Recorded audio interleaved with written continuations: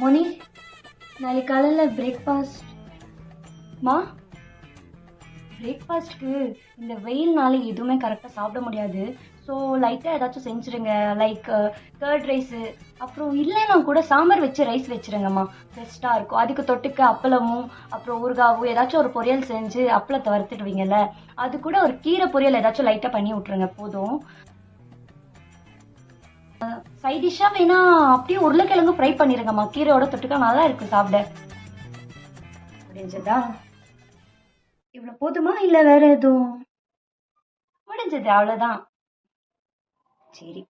ஆக்சுவலாக நான் இதுக்கு வந்தேன்னா, நாளைக்கு காலையில் பக்கத்து வீட்டு ஆண்டி கூட கோவிலுக்கு போகலான்னு இருக்கேன். ஸோ காலையில் நான் சமைக்க முடியாது, நீ சீக்கிரமா எழுந்துச்சு சமைச்சிடுன்னு சொல்ல தான் வந்தேன். என்ன சமைப்பேன்னு தெரிஞ்சுக்க வந்தேன். ஆனால் நீயே இவ்வளோ ஐட்டம் சொல்லிட்டியே, சரி நல்லா செஞ்சு வச்சிரு. நானா?